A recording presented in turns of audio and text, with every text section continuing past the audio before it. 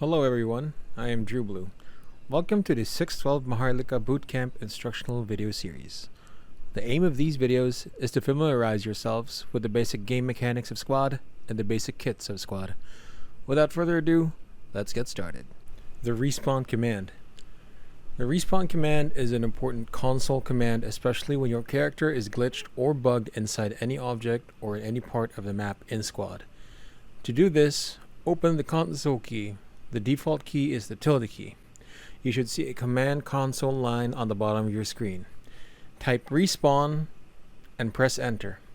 You will incur a time penalty on your next spawn as it obviously kills yourself.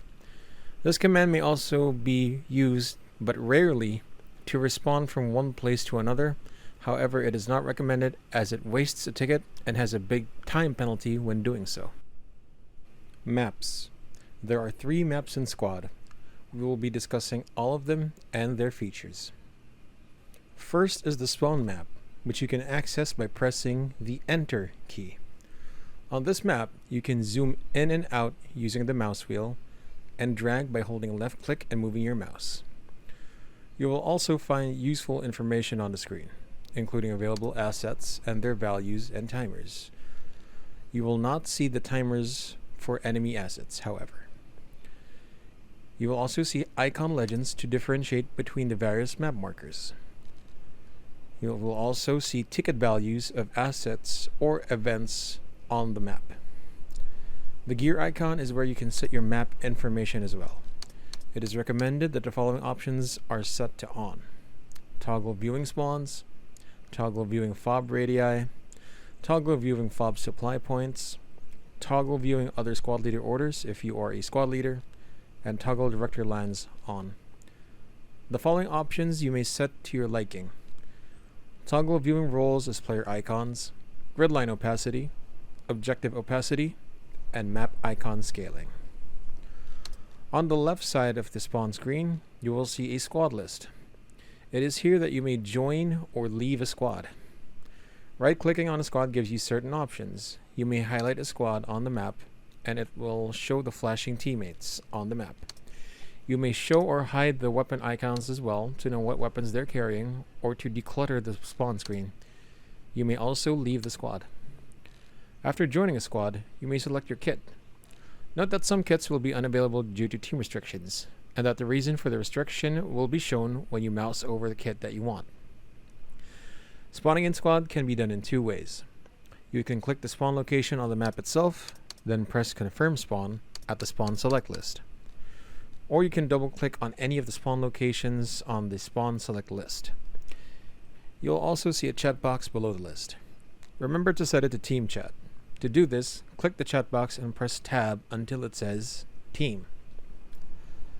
The spawn map also has indicators on the top side: the flag of your current faction and your remaining tickets.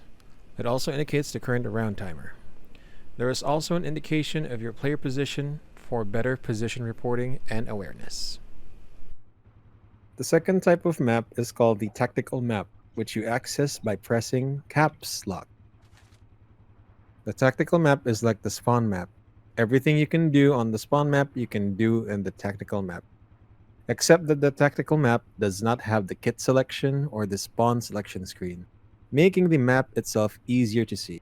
Therefore, you cannot spawn using the tactical map. The chat box is accessible by clicking on the square chat button. The third type of map in Squad is the mini-map, which you can access by pressing M for mic. It is recommended that you bind this to a button on your mouse if you can do so that you have a faster way of accessing your map. You can zoom your mini-map using the N or the November key or the scroll wheel. You cannot drag the minimap. Any attempt to move your mouse is making your character aim in-game. Note that on the lower right of the minimap, there are range lines to help in determining the distance of a person, object, or landmark. The range values change whenever you change the zoom level on your minimap. So whenever you spot, try to make good use of those range lines. Spotting and communications. This module will learn how to use local and squad comms, standardized callouts with regards to description, direction, and distance, spotting targets, and roughly estimating the range. Note that squad leaders and fireteam leaders will not mark everything for you all the time. You will have to call out contacts yourself. We start by doing the 3 Ds: direction, description, distance. For example, there is a tank to the northeast. We'll call it out as follows. Bearing 056, enemy tank, 300 meters. So note that on the compass, the arrow is aligned with where the heading or the bearing is located, as well as the distance, which is indicated by a number above the icon. Another example is using landmarks. Using a landmark is much better than giving a range, as it allows you to specify where exactly the target may be. To the south, there is an enemy tank. We'll practice on that. So to your south, enemy tank. So this is how it goes. Bearing 164, enemy tank, 100 meters by the rocks. So note that we put a landmark there to know exactly where the tank is. It's always better to use landmarks as a way of identifying targets. Take note of that. Now, how do you range the distance? As you saw earlier on your compass, the map icons show also the range above them. You can also use the map icons on the map itself, on either the tactical map, the mini-map, or the spawn screen. Use the range markings on the lower right, if you can, to get an accurate distance to your target if you don't have a mark from the squad leader. You can also use your binoculars. For example, let's take a look at the target to the northeast again at 056. There is an enemy crewman on that direction. You notice that the binoculars has a Stadia rangefinder on the lower left. So to range the distance to a standing target, which is 1.7 meters tall, which is the height of the soldiers in squad, that's what the 1.7 means on the lower left, make sure to squeeze the top line with the bottom line.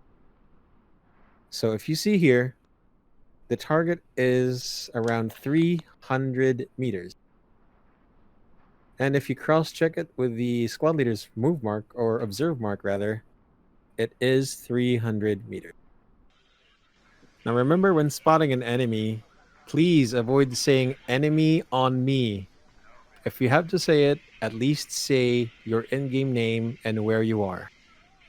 You also have to practice offset callouts. Offset callouts are callouts with reference from another landmark or person that isn't you. So example, we're taking a look at the tech map. One of the squad members has reported you've got an enemy tank south of Squad 3 SL, northeast of Eridu. We can quickly determine that the tank in question is here, northeast of Eridu and south of Squad 3 leader. Now notice that we did not use our own line of sight to mark the tank. We used the tech map as well to mark that tank, which the squad leader did, rather. So if you can, always try to do offset callouts, whichever is more convenient for the squad, so that all squad members don't have to look east. Example, if you are north of the squad and you have an enemy east of you, you need to call it out with reference to where the majority of your squad is, or from a specific location. So for example, at the tank, if we had a friendly squad member to the north, at Echo 13, approximately around 2 grids north of us, and then he saw a tank to the east, this guy would call out enemy tank northeast of us, so that all the squad knows that where the tank is in relation from that, again, the majority of the squad. Instead of saying enemy to my east, then the other squad members will be looking first where you are and then looking to their east on the map. So just for convenience, again, offset callout. Rules of engagement. We exercise 3 rules of engagement, or ROEs. Your leaders will usually dictate the ROE to be used. The first one is weapons hold, or hold fire.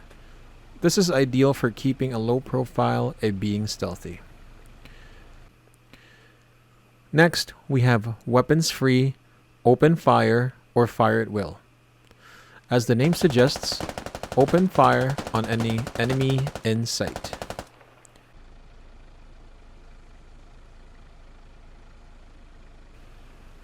Next, we have return fire, or fire when fired upon. This is the default ROE. When the enemy opens fire first, you return fire towards the enemy.